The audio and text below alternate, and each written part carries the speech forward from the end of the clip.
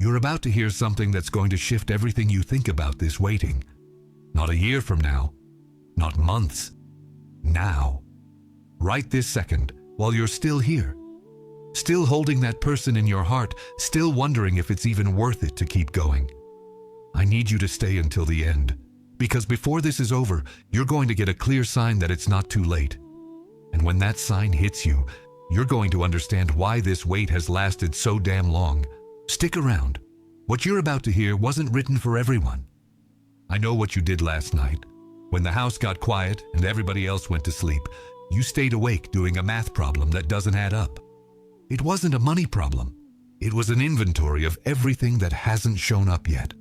The right person, the love you imagined, the relationship you've already built in your head so clearly that it feels almost real when you close your eyes. But it doesn't have an address yet. No confirmed face, no set date. You laid there in the dark doing that count, and it wasn't the first time. You watched friends announce engagements. You saw couples who seemed less ready than you get to places you haven't reached yet. You sat at tables where someone asked, "So, seeing anyone?" With that polite tone that hurts worse than if they were just rude. And you smiled, said you were fine, said you were on your own timeline, and you sent that message with your hands shaking on the inside because you were tired of saying the same thing and you didn't even know anymore if you believed it or if you were just repeating what people needed to hear so they'd stop asking. You learned not to talk about this waiting anymore. You learned there's a limit to how many times you can bring it up before you start seeing the impatience in the eyes of whoever's listening. So you stopped talking, and you started carrying it in silence. And there's one scene that keeps coming back. Early in the morning, before anyone else is awake, you look at yourself in the mirror. And it's not vanity. It's the question that has no voice. The question that lives in the back of your eyes. Is it me? Am I the problem? Is there something about me that pushes people away? Am I asking for too much? Does the kind of relationship I imagine even really exist? Or is it just something I made up in my head? If you've ever stood in that scene, I want you to know that only someone who still believes makes it to that mirror. You seek. You dedicate yourself. You do everything right, and yet abundance never comes. And the worst part, you start wondering if you're doing something wrong. If you're being heard up above, if it's meant for you at all. It's not a lack of faith or worthiness. It's a spiritual blockage that ordinary prayer alone cannot break. The Miracle Journal unblocks this in 21 days with a spiritual protocol that works exactly where your prayer doesn't reach. Along with the journal, you'll also receive as a gift the prayer guide and the Psalms manual, with the most powerful sacred practices and texts to deepen your transformation. To claim your version of the journal, tap the link in the comments right below this video that only someone who still believes makes it to that mirror. Someone who's truly given up doesn't ask that question anymore. You're still standing, and that carries a weight that heaven recognizes. Hit the like button right now if this message hit where it hurts. The like is your public amen. Heaven registers what you confess out in the open. Now listen to me, because what I'm about to tell you isn't advice. It isn't motivation. It's a word that came from heaven before you even opened this video. I put you in this waiting on purpose, not because I forgot about you, not because you're being punished for something you did or didn't do, but because what's being built for you is too big to be rushed, and rushing something that big warps what was meant to be perfect. Before this video ends, 3 things are going to happen inside it. You're going to understand that the wait isn't a sign of being forgotten. It's a sign that what's being built needed more time than you thought, and that's not a delay. That's scale. You're going to receive a protocol, the Prepared Ground Protocol, which is going to show you how to stay ready without wearing yourself out waiting. It's not about holding on. It's about who you become in the gap. And when you get to the end, you're going to be able to declare with authority, not as a wish but as a spiritual fact already sealed, I am not behind. I am being aligned. Close your eyes for a second. breathe. Because what's coming now is important. There's something happening to you that you haven't been able to name yet. It's not anxiety. It's not longing for someone you lost. It's different than that. It's a feeling that wakes up before you do, that's already in the room when you open your eyes, like something is moving nearby, but you still can't see it. This has a name in the spiritual realm, and I'm going to give you the signs so you can recognize what's going on. First sign: you wake up with a sense of presence that has no name. It's not a dream that stuck. It's not a memory. It's a feeling that something passed close while you were sleeping and left a trail that your mind can't classify. You used to call it a restless night, light sleep, unexplained anxiety. But what it really is your spirit sensing movement in the spiritual realm before your mind can comprehend it. It's your inner self recognizing that something is in transit, that what's yours is already moving. Second sign: you feel an inexplicable pull toward places or environments that aren't part of your routine. A street you never wanted to check out. A coffee shop you walked past 10 times without going in, and suddenly you want to go in. A city that pops into your head for no reason. You used to call it a desire for a change of scenery. Restlessness. Burnout with the routine. But what it really is a repositioning being prepared. Heaven moves people to places where the meeting will happen. And when the destination is bigger than the distance, the heart starts moving before the body does. Third sign: you have dreams where a face appears that you can't quite define, but that you recognize. It's not someone you know. It's not someone from your past. It's a new face that's also strangely familiar. And when you wake up, the feeling of recognition lingers more than the face itself. You used to call it a weird dream, imagination, loneliness. But what it really is your heart already having access to what hasn't arrived in the natural yet. The spiritual doesn't operate on the same timeline as the natural. And what's already confirmed in heaven sometimes arrives first as a feeling before it arrives as a person. Fourth sign: relationships that used to feel enough have started to feel small. It's not arrogance. It's not dissatisfaction without a cause. You didn't become more demanding. You became more clear. And that clarity hurts because it creates a space that hasn't been filled yet. You used to call it loneliness. Too high standards. Unrealistic expectations. But what it really is your internal standard being raised without conscious effort. When God prepares someone to receive, the heart gets calibrated first. You're being calibrated. The next sign is the hardest one to hear. It's the one the enemy spent the most time trying to get you to ignore. Fifth sign: right when doubt should have been at its peak, when all the arguments for giving up were lined up, when logic said it's over, your heart went quiet. Not with resignation, not with exhaustion, with a peace you couldn't explain to anyone because it didn't make sense in the context. You used to call it denial. Protecting yourself from the weight of admitting it wasn't going to work out. But what it really is certainty. A certainty that didn't need an argument because it came from a place deeper than the mind. The covenant was already sealed in heaven, and heaven doesn't need logic to communicate. It uses peace. If any of these signs hit you, write free in the comments right now. Write free if this word is for you. Close your eyes for a second. Take a deep breath. What I'm about to tell you doesn't work if your attention is divided. There's a woman in the Bible who knew what it was to wait without understanding. Ruth was a Moabite, a foreigner, a widow, no father, no husband, no social standing. She had every argument in the world to go back to her mother's house, start over on familiar ground, leave behind everything that seemed impossible. And she stayed. Not because she had a plan, not because she knew what was going to happen.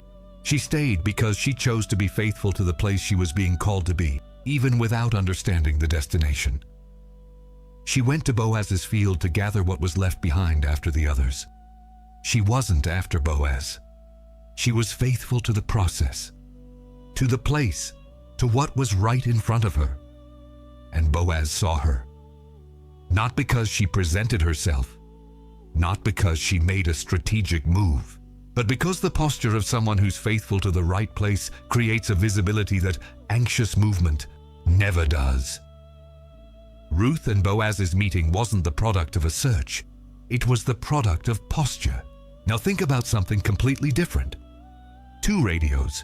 You can have the most modern radio in the world, but if it's on a different frequency than the station, it won't pick up anything. And here's what few people understand. The problem isn't the distance between the 2 radios. It's the frequency.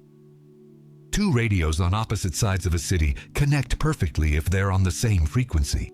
And when one of them changes frequency to try to be something it's not, to seem more interesting, more available, more compatible with what it thinks the other person wants, the connection disappears. Not because they got further apart, because they ended up on different frequencies. Inner preparation isn't about running toward the right person.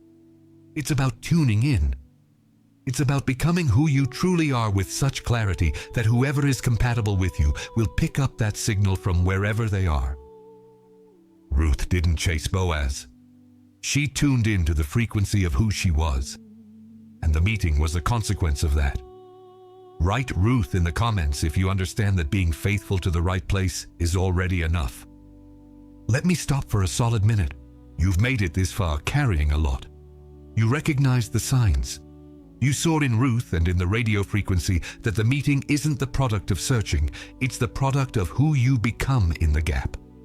You're understanding that the wait has a function, not a punishment. You're standing after many nights that weren't easy. You said, "I'm fine," when you weren't. You did the nighttime inventory more than once. And you're still here, still believing, still open to receive what heaven has prepared. And here's who you are inside all of this. I saw every time you chose not to lower your standard out of desperation. I saw every night when the inner voice wanted to say, "Just accept anything, at least so you're not alone anymore." And you said no. I saw that. And what I saw confirmed the choice I had already made about you before you even started waiting. What you're about to hear isn't a human title. It's what I call you when I speak to heaven about you. You are a covenant guardian. Every time you chose not to lower the standard, I saw it. Every time the relationship was right in front of you, but the inner peace was absent, and you chose that absence of peace as a sign to step back, I saw it. Every time the exhaustion of waiting reached its limit, and you still didn't close your hand around what was almost certain, I saw it. That's not weakness. That's not stubbornness. That's the guardian of a covenant that was sealed in heaven before you were even conscious you were guarding something. What this identity authorizes. You can stop apologizing for the level of relationship you desire. That level isn't arrogance. It isn't unreality. That level was planted by God before you were born. Guarding a covenant from heaven isn't pride. It's obedience. You are prepared ground. I saw the relational pains you carried. I saw the disappointments that came from people you trusted, who should have been more careful with you. I saw every wound that could have hardened your heart, and didn't. Every betrayal that could have closed you off, and didn't. Every time you chose to stay open when it would have been safer to shut down. That wasn't naivety. That was ground being prepared. What passes through the earth and works, it doesn't destroy it. It makes it more fertile. What this identity authorizes, you can stop treating your own relational history as a flaw. The pains you went through aren't marks of someone who didn't know how to choose. They're the preparation of someone who will know how to receive. Your history isn't evidence of a problem. It's evidence of training. You are a relational promise bearer. I saw the faith you kept even when the only argument available was inner silence. Even when there was no visible sign. Even when every rational argument pointed in the opposite direction. You didn't give up because something inside you knew that God's silence isn't an absence of an answer. It's the gap before an answer that's going to be too big to fit into a simple sentence. What this identity authorizes, you can receive without guilt, without feeling like you have to prove you deserve it, without shrinking when the good arrives. Promise bearers don't beg for what's already been signed over to them. They reach out their hand and receive. Write in the comments the name of the identity you received today. Covenant Guardian, Prepared Ground, or Relational Promise Bearer. Write the name and subscribe to the channel to receive the next one. Now I'm going to give you the protocol. It has a name, the Prepared Ground Protocol. It's 3 steps, and the confirmation sign isn't excitement, it's stillness. If when you finish you feel a peace that doesn't need an explanation, the protocol worked. Step 1. You're going to identify an expectation that turned into a demand. Not about the person, about yourself. The expectation that it should have already arrived. The demand that you should already be somewhere else in this area. And you're going to name it out loud. Not to a camera, not to someone listening. Out loud, to heaven. Say the name of the demand you've been carrying, and then release it. Not as defeat, as an offering. There's a difference between letting go out of exhaustion and releasing out of faith. You're going to release out of faith. Step 2. You're going to choose one act of self-care that doesn't depend on the person's arrival. One good thing for you that you would do if you knew what's coming would arrive tomorrow. Not because you need to prepare, but because honoring who you already are can't wait for the arrival of who's coming.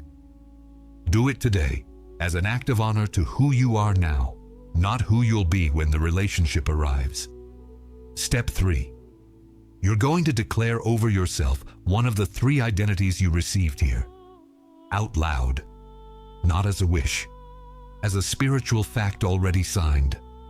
I am a covenant guardian, or I am prepared ground, or I am a relational promise bearer.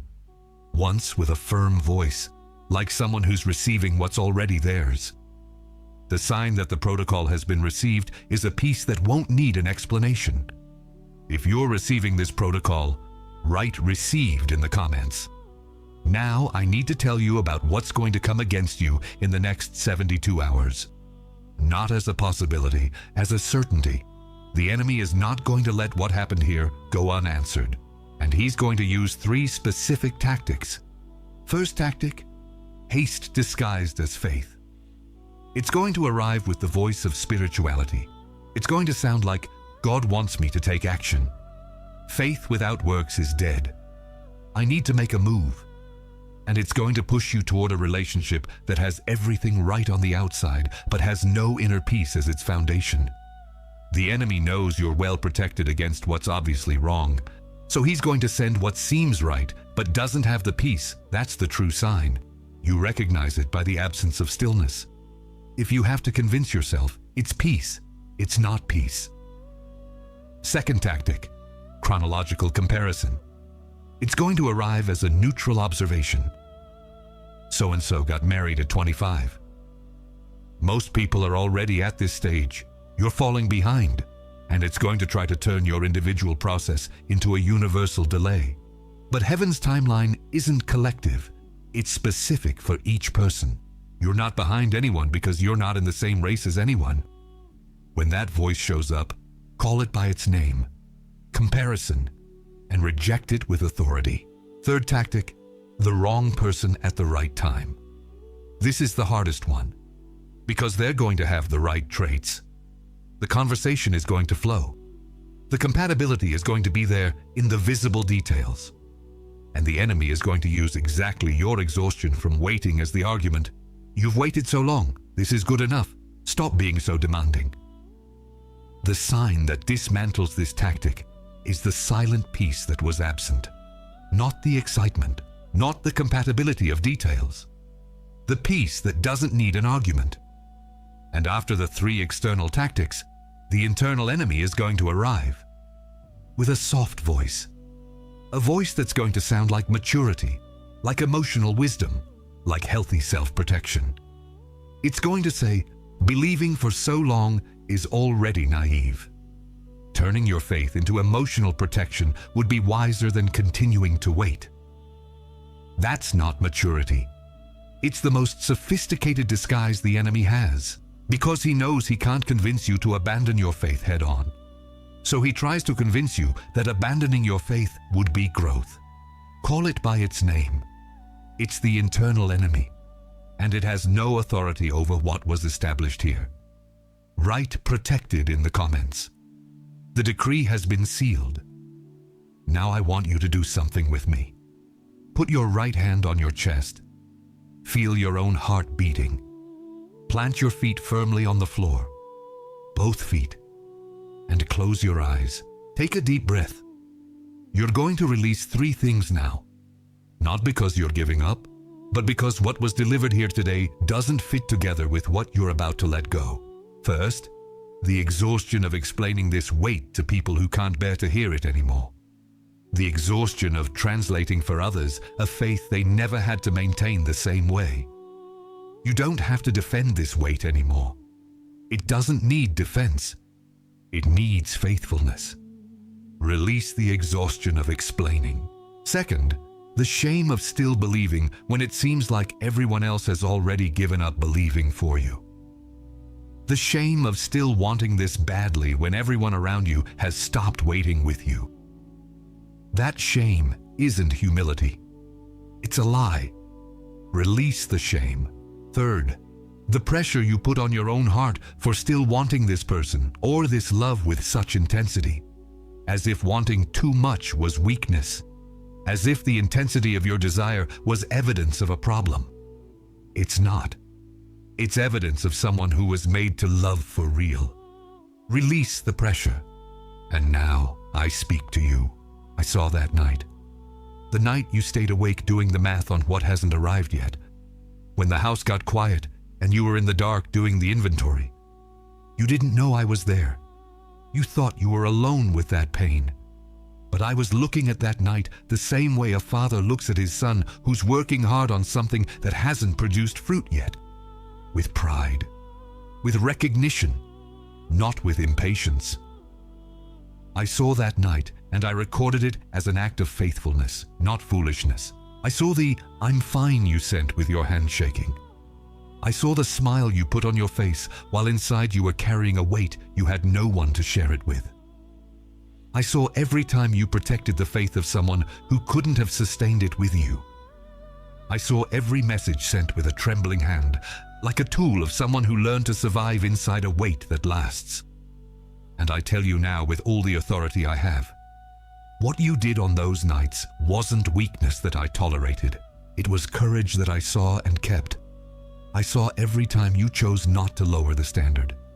Every time the opportunity to end the wait with what was almost certain was right in front of you, and you felt it wasn't peace, and you stepped back. Do you know what that did? It confirmed. Every choice to guard what is mine over what is convenient was a confirmation that you are who I always said you were. Covenant guardian, prepared ground, relational promise bearer. What is yours is already moving toward you. It's not going to arrive the way you imagined. It's going to arrive better than you imagined. Because what you imagined was made with the materials you had when you started waiting, and what I prepared was made with everything I know about who you are. Don't give up. What you're waiting for isn't late. It's arriving at the pace of something big enough to last. Say it out loud right now. What is mine is already coming. I am ready to receive. Say it out loud. If you made that declaration, write "done" in the comments. Done. One word that's worth more than a paragraph. Write "done." And now send this video to someone you know is almost ready to give up on this weight. Not to a group. To one person. That specific person who just crossed your mind. They need to hear what you heard today. The next video continues this soulmate sequence. It's going to show you what to do while what's yours is on the way. Don't miss it. It is done. What was delivered here has been delivered. You are not the same person you were when this message began. You seek. You dedicate yourself. You do everything right, and yet abundance never comes. And the worst part? You start wondering if you're doing something wrong, if you're being heard up above, if it's meant for you at all. It's not a lack of faith or worthiness. It's a spiritual blockage that ordinary prayer alone cannot break. The Miracle Journal unblocks this in 21 days with a spiritual protocol that works exactly where your prayer doesn't reach. Along with the journal, you'll also receive as a gift the prayer guide and the Psalms manual with the most powerful sacred practices and texts to deepen your transformation. To claim your version of the journal, tap the link in the comments right below this video.